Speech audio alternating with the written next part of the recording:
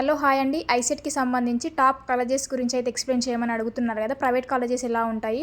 University కాలేజెస్‌లో fee ఎలా ఉంటుంది? అన్నిటి గురించి అయితే ఎక్స్‌ప్లెయిన్ చేస్తాను. దానికన్నా ముందు ఒక చిన్న రిక్వెస్ట్ అండి. నేను ఇచ్చే ఇన్ఫర్మేషన్ మీకు యూస్‌ఫుల్ అనిపిస్తే నా ఛానల్‌ని సబ్స్క్రైబ్ చేసుకొని నా యూట్యూబ్ జర్నీకి సపోర్ట్ చేస్తారని కోరుకుంటున్నాను. నెక్స్ట్ వీడియోలోకి వెళ్ళిపోదామండి. కామెంట్స్‌లో అడుగుతున్నారు కదా! ప్రైవేట్ కాలేజ్ గురించి సెపరేట్‌గా వీడియో చేయండి అని. ప్రైవేట్ కాలేజ్‌కి సంబంధించి నేనైతే ఈ వీడియోలో ఎక్స్‌ప్లెయిన్ చేస్తాను. మనకైతే టాప్ కాలేజెస్‌లో భద్రికా కాలేజ్ పీజీ సెంటర్ అయితే కాచిగూడలో ఉంటుంది. ఇది ఓయూకి అఫిషియేట్‌గా ఉంటుంది. Branch MBA. ఫీజు అయితే 58,000 అయితే ఉంటుంది. 58,000 మనమే పే చేయాలా అనే డౌట్ అయితే మీకు వస్తది.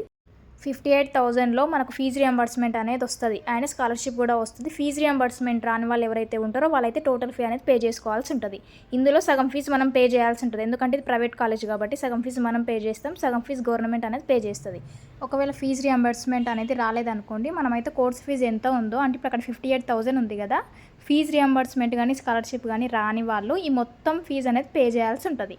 ఇది 2 ఇయర్స్కి కలిపి కాదు, 1 ఇయర్ ఫీజు అనమాట. 1 ఇయర్ కోర్స్ ఫీజు అనమాట 58,000 అనేది. అంటే మీకు 2 ఇయర్స్కి కలిపి ఎంత అవుతుందో మీరైతే క్యాలిక్యులేట్ చేసుకోండి. అయితే రీసెంట్గా ఏమైందంటే కాలేజెస్, ప్రైవేట్ కాలేజ్ వాళ్ళు ఎవరైతే ఉన్నారో వాళ్ళైతే కోర్స్ ఫీజు అనేది ముందే పే చేయమంటున్నారు. ఎందుకంటే రియంబర్స్మెంట్ కానీ స్కాలర్షిప్లు కానీ పెండింగ్లో ఉంటున్నాయి కాబట్టి వాళ్ళ యొక్క కాలేజ్ ఫీజు ఏదైతే ఉందో అదైతే ముందే పే చేయమని అంటున్నారు. అడ్మిషన్స్ టైంలోనే మీరు మొత్తం కోర్స్ ఫీజు అనేది పే చేయండి అంటున్నారు. ఒకవేళ రియంబర్స్మెంట్ కానీ స్కాలర్షిప్ కానీ వస్తే అవి స్టూడెంట్ అకౌంట్లోనే క్రెడిట్ అయిపోతాయి. మీకు స్కాలర్షిప్ రావాలన్నా, ఫీజు రియంబర్స్మెంట్ రావాలన్నా మీరు లోకల్ కేటగిరీకి చెందిన స్టూడెంట్ అయి ఉండాలి. మరియు మీ దగ్గర ఇన్కమ్ సర్టిఫికేట్ అనేది ఖచ్చితంగా ఉండాలి. ఇన్కమ్ సర్టిఫికేట్ ఉండాలి. మీరు లోకల్ వాళ్ళు అయ్యుంటేనే మీకు స్కాలర్షిప్ కానీ ఫీజు రియంబర్స్మెంట్ కానీ వస్తుంది. మనకు ప్రైవేట్ కాలేజ్లో సీట్ వచ్చినా కూడా కన్వీనర్ కోటా కింద సీట్ వస్తే మనమైతే కాలేజ్కి సగం ఫీజు కట్టాల్సి ఉంటుంది. మిగతా సగం ఫీజు గవర్నమెంట్ అనేది పే చేస్తుంది.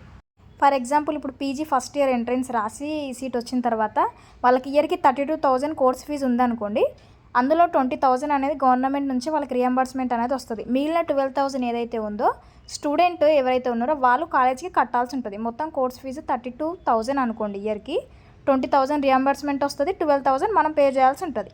ఇట్లా ఉంటుంది అనమాట. ప్రైవేట్ కాలేజ్లో సీట్ వస్తే ఫీజు ఎక్కువ ఉంటుందని కానీ, లేదంటే స్కాలర్షిప్ కానీ ఫీజు రియంబర్స్మెంట్ కానీ రాదు అనే అపోహలు మాత్రం పెట్టుకోకండి. మీకు కూడా స్కాలర్షిప్ వస్తుంది, రియంబర్స్మెంట్ వస్తుంది. కన్వీనర్ కోటా కింద మీకు సీట్ వస్తే మీకు సగం ఫీజు గవర్నమెంటే పే చేస్తుంది.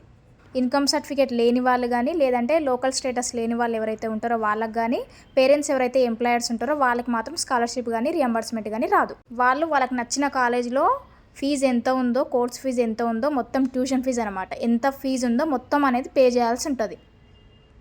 అది కూడా అడ్మిషన్ టైంలోనే వాళ్ళ ఫీజు మొత్తం పే చేయాల్సి ఉంటుంది.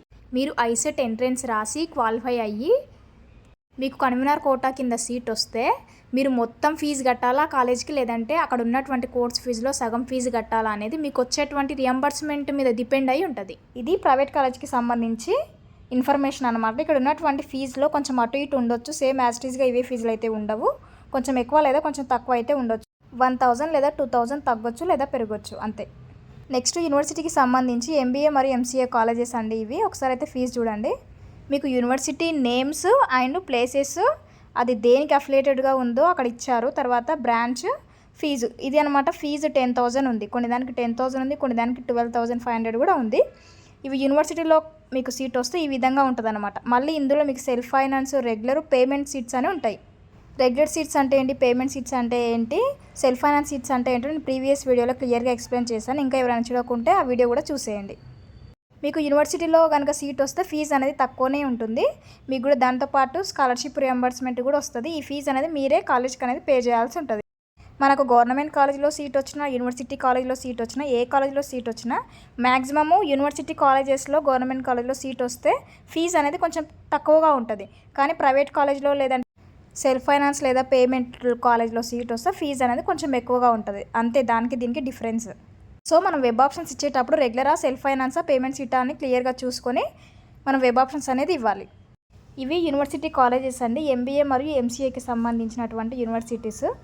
మీకు ఏ యూనివర్సిటీ కావాలో ఆ యూనివర్సిటీ చూస్ చేసుకొని అక్కడ ఉన్నటువంటి ఫీజు కూడా ఒకసారి చెక్ చేసుకోండి. నెక్స్ట్ సెల్ఫ్ ఫైనాన్స్కి సంబంధించి చూడండి ఒకసారి. Nizam college of self finance, Basheerabad, affiliated to OU, branch MBA. Course fee అనేది 27,000 ఉంది ఫర్ ఇయర్ అండి. ఇది 27,000 అనేది కోర్స్ ఫీజు అనమాట. సెల్ఫ్ ఫైనాన్స్ సీట్స్ అంటే ఏంటో నేను క్లియర్గా ప్రీవియస్ వీడియోలో ఎక్స్ప్లెయిన్ చేశాను ఆల్రెడీ. ఒకవేళ చూడకుంటే చూడండి. మనకు సెల్ఫ్ ఫైనాన్స్లో సీట్ వచ్చినా కూడా స్కాలర్షిప్ అండ్ ఫీజు రియంబర్స్మెంట్ అనేది వస్తుంది. ఇన్కమ్ సర్టిఫికేట్ ఉండి లోకల్ స్టేటస్కి చెందిన వాళ్ళు ఎవరైతే ఉంటారో వాళ్ళందరికీ స్కాలర్షిప్ రియంబర్స్మెంట్ వస్తుంది. ఇంకొకటి ఏంటంటే పోస్ట్ గ్రాడ్యుయేట్ కంప్లీట్ అయిన క్యాండిడేట్స్ ఎవరైతే ఉంటారో వాళ్ళు ఎంబీఏ కానీ ఎంసీఏ కానీ చేస్తే స్కాలర్షిప్ అనేది రాదు. ఇదైతే గుర్తుపెట్టుకోండి. ఇవే కాకుండా ఎంబీఏ మరియు ఎంసీఈలో రెగ్యులర్కి సంబంధించిన సీట్స్ కూడా అవైలబుల్గా ఉంటాయి. సేమ్ అవి కూడా ఇలాగే ఉంటాయి. కాకపోతే రెగ్యులర్ కాలేజెస్కి ఫీజు అనేది కొంచెం తక్కువ ఉంటుంది. సెల్ఫ్ ఫైనాన్స్తో పోలిస్తే రెగ్యులర్ సీట్స్కి ఫీజు అనేది తక్కువగా ఉంటుంది.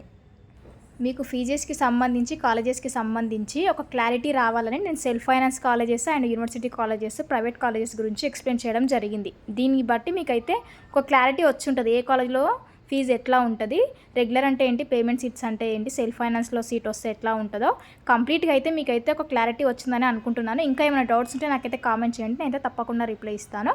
వీడియో కనుక నచ్చినట్టయితే ఖచ్చితంగా లైక్ చేయండి. మరిన్ని అప్డేట్ కోసం ఛానల్ని సబ్స్క్రైబ్ చేసుకోవడం మర్చిపోకండి.